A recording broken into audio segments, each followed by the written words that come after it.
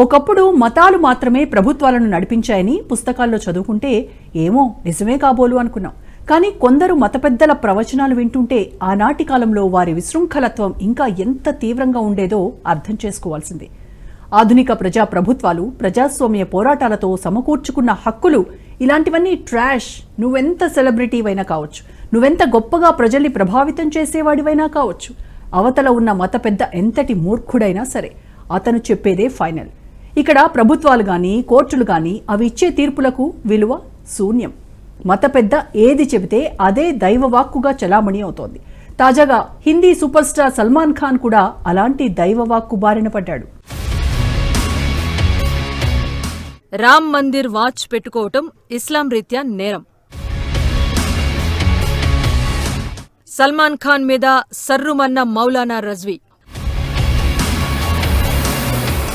మొన్న షమీ మీద కూడా నోరేసుకున్న రజ్వీ. షరియాను ఫాలో అవ్వని వారు శిక్షార్హులే అంటూ వార్నింగ్స్. ఎప్పుడైనా ఎక్కడైనా సెలబ్రిటీలు ధరించిన వాచెస్, గాగుల్స్ వంటి గ్యాడ్జెట్స్ మీద విపరీతమైన చర్చ జరుగుతుంది. ఈ క్రమంలో తన కొత్త సినిమాకు సంబంధించి ప్రమోషన్లో భాగంగా సల్మాన్ ఖాన్ ధరించిన ఓ కాస్ట్లీ వాచ్ కూడా అలాగే చర్చకు దారితీస్తోంది. అయితే సల్మాన్ ఖాన్ గురించి జరుగుతున్న చర్చ ఆ వాచ్ ఖరీదు ఎక్కువైనందుకో లేక ప్రత్యేకమైనందుకో కాదంట. ఆ వాచ్లో అయోధ్య రామాలయం ఉన్నందుకు, ధ్యానముద్రుడైన ఆంజనేయస్వామి ఉన్నందుకు, బాణం ఎక్కుపెట్టిన రాములువారు ఉన్నందుకు.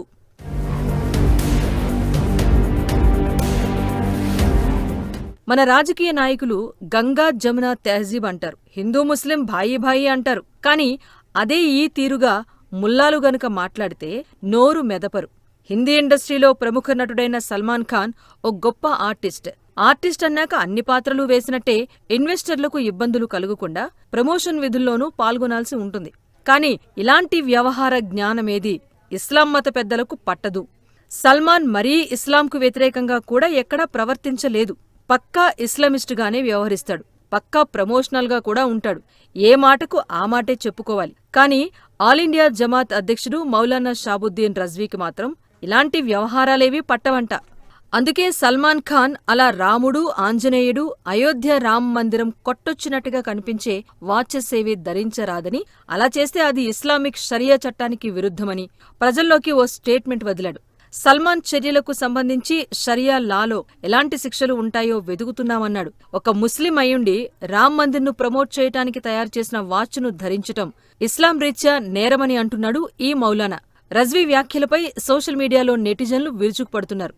मैं कहना चाहता हूं उनसे और उनको मसले शरई बताना चाहता हूं कि वो सबसे पहले मुसलमान हैं और किसी भी मुसलमान को शरीयत इस बात की इजाजत नहीं देती है कि वो गैर मुस्लिमों के मजहबी शियार को या उनकी इमारतों को या उनकी मंदिरों को वो प्रचार करें.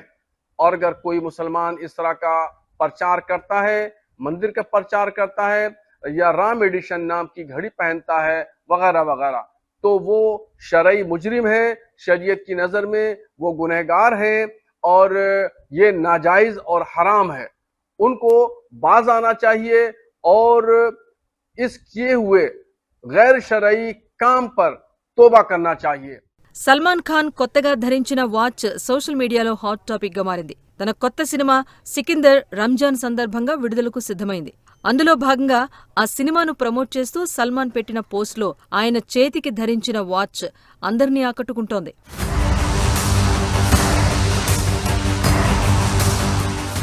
జాకబ్ అండ్ కో కంపెనీ తయారు చేసిన ఎపిక్ ఎక్స్ రామ్ జన్మభూమి టైటానియం ఎడిషన్ 2 అనే లిమిటెడ్ ఎడిషన్ వాచ్ను సల్మాన్ తన చేతికి పెట్టుకున్నాడు. ఆ వాచ్ ఖరీదు 34 లక్షలు. ఈ వాచ్ ఎథోస్ వాచెస్తో కలిసి పనిచేస్తుందంట. ఈ వాచ్ను అయోధ్య థీమ్ను ప్రమోట్ చేస్తూ రామజన్మభూమి స్థలం, సాంస్కృతికత, ఆధ్యాత్మిక వైభవాన్ని ప్రతిబింబించే విధంగా తయారు చేశారు.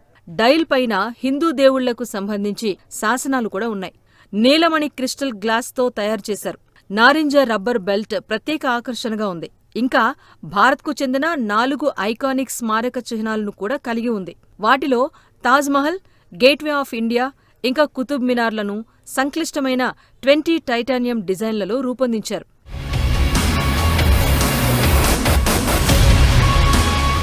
సికిందర్ మూవీపై సల్మాన్ చాలా ఆశలు పెట్టుకున్నాడు. ఇటీవల సికిందర్ మూవీపై కాస్తంత నెగిటివిటీ నడుస్తున్న తరుణంలో బహుశా దాన్ని న్యూట్రలైజ్ చేసేందుకేనేమో తెలియదు కానీ సల్మాన్ ఖాన్ రామ్ జన్మభూమి వాచ్ ధరించి సోషల్ మీడియా ద్వారా ఫ్యాన్స్ ముందుకొచ్చాడు. అయితే సల్మాన్ ధరించిన థెమాటిక్ వాచ్ పైన కొందరు ఇస్లామిక్ ఫ్యాన్స్ కూడా విమర్శిస్తూ పోస్టులు చేయటం గమనించాలి అంటున్నారు నిపుణులు.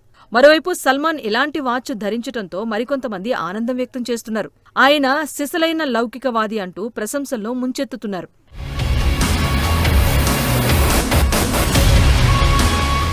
ఇటీవల మరో సందర్భంలో కూడా రజ్వీ ఇలాగే మితిమీరి అర్థం పర్థం లేకుండా వ్యాఖ్యలు చేశాడు. ఛాంపియన్స్ ట్రోఫీ సెమీఫైనల్లో ఆస్ట్రేలియాతో జరిగిన మ్యాచ్లో మొహమ్మద్ షమీ అద్భుతమైన పర్ఫార్మెన్స్ చేశాడు. అందరూ షమీ పర్ఫార్మెన్స్ చూసి ఫిదా అయ్యారు. అయితే ఆటలో భాగంగా అలసట తీర్చుకోవటానికి రిఫ్రెష్ అయ్యే క్రమంలో అందరితో పాటు డ్రింక్స్ తీసుకున్నాడు. మంచినీళ్లు కూడా తాగాడంట. ఈ మాత్రం దానికే రజ్వీ తీవ్రంగా తప్పుపట్టాడు. ఇస్లామిక్ నియమాలంటే గౌరవం లేదా అనే రేంజ్లో ఫీలైపోయాడు. అద్భుతమైన ఆటతీరు కనబరుస్తూ మంచి ఫిట్నెస్తో ఉండి కూడా ఇలా రోజా నియమాలు పాటించకపోవటం షరియా నియమాలకు విరుద్ధమని మీడియా వేదికగా విమర్శలు గుప్పించాడు. తాగేది ఎనర్జీ డ్రింక్ అనేది తెలిసి కూడా వ్యవహారిక జ్ఞానం కూడా లేకుండా కామెంట్స్ చేయటం విమర్శలకు తావిచ్చింది. షమీను షరియా దృష్టిలో నేరస్తుడిగానే ట్రీట్ చేశాడు రజ్వీ. हिंदुस्तान की एक मशहूर क्रिकेट शख्सियत मोहम्मद शमी साहब हैं। उन्होंने क्रिकेट के दरमियान पानी पिया या कुछ और चीज पी। तमाम लोग उनको देख रहे थे और इस दरमियान जब वो खेल रहे हैं तो इसका मतलब वो सेहतमंद हैं, तंदुरुस्त हैं, तवाना हैं। अब ऐसी कंडीशन में उन्होंने रोजा नहीं रखा और रोजा न रख करके फिर उन्होंने पानी भी पिया। दुनिया ने देखा उनको पानी पीते हुए, तो एक उनकी जरिए से एक गलत पैगाम अवाम में गया और रोजा न रख करके उन्होंने गुनाह का काम किया। तो उनको ऐसा नहीं करना चाहिए और वो शरीयत की नजर में वो मुजरिम हैं और गुनहगार हैं। खुदा के यहाँ उनको जवाबदेह होना पड़ेगा। షమీ లాంటి ఆటగాళ్లు కానీ సల్మాన్ లాంటి సినీ సెలబ్రిటీస్ కానీ వారు దేశానికి లేదా ధర్మానికి ప్రతిబింబించే కార్యక్రమాల్లో ఉన్నప్పటికీ దేశ గౌరవం లాంటి మర్యాదలను పట్టించుకోకుండా ఇలా మతం పేరు చెప్పి సామాన్య ప్రజల్లో గందరగోళం సృష్టించే రజ్వీ లాంటి మౌలానా నోళ్లు మూయించాలంటున్నారు నెటిజన్లు. ఇలాంటి వారు చెలరేగిపోకుండా ఉండాలి అంటే ఎప్పుడూ ముస్లిం పక్షాన మాట్లాడే అన్ని పార్టీల నాయకులే కాసేపు దేశం గురించి లేదా మెజారిటీ ప్రజలైన హిందూ సెంటిమెంట్లను దృష్టిలో ఉంచుకుని ఇలాంటి మౌలానాల అజ్ఞానంపై విరుచుకుపడితే మరోసారి బాధ్యత లేకుండా మాట్లాడరు అన్న సూచనలు సర్వత్రా వినిపిస్తున్నాయి. లేకపోతే వీరు మాట్లాడే మతిలేని మాటలే సుప్రీంకోర్టు కంటే విలువైనవిగా భావించే కొత్త తరం తయారవుతుందన్న విషయం గుర్తుంచుకొని రజ్వీ లాంటి వారికి జవాబు చెప్పాలంటున్నారు. మరి సెక్యులర్ పార్టీలు ఎప్పటికైనా కళ్లు తెరుస్తాయా?